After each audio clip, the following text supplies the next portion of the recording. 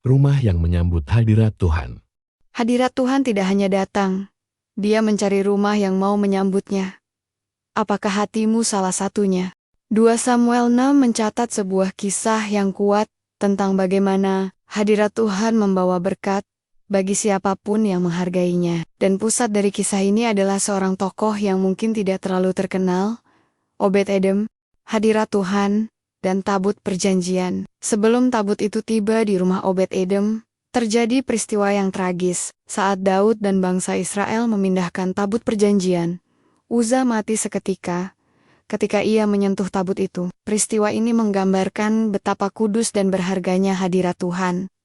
Daud pun menjadi takut. Ia tidak berani membawa tabut itu ke Yerusalem, sehingga ia memilih untuk menitipkannya di rumah seorang Lewi bernama Obed-Edom.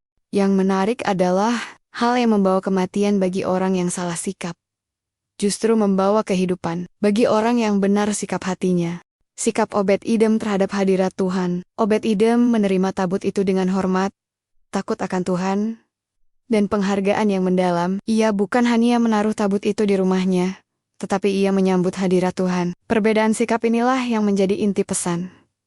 Uza menyentuh dengan ceroboh, Obed-Edom menerima dengan hormat. Selama 3 bulan tabut itu ada di rumahnya, Alkitab mencatat, Tuhan memberkati Obed-Edom dan seisi rumahnya. 2 Samuel 6, ayat 11, berkat itu tidak datang karena kepintaran, kedudukan, atau kemampuan Obed-Edom. Berkat itu datang karena ia menyediakan ruang bagi hadirat Tuhan, menjadi rumah Obed-Edom masa kini. Kisah ini mengajak kita untuk meniru hati Obed-Edom. Pertama, prioritaskan Tuhan. Saat Tuhan diberi ruang di rumah dan hati kita, hubungan dipulihkan, arah hidup jelas, dan berkat mengikuti. Kedua, hormati hadiratnya. Nyatakan hormat lewat ibadah yang sungguh, hidup kudus, memberi waktu bagi Tuhan, dan menjaga hati setiap hari. Hadirat Tuhan bukan ditunggu, tapi disambut. Ketiga, terima berkatnya. Hadirat Tuhan selalu membawa perlindungan, damai, dan pemeliharaan. Yang menghormati Tuhan, Tuhan sendiri yang memuliakan. 1 Samuel 2, ayat 30.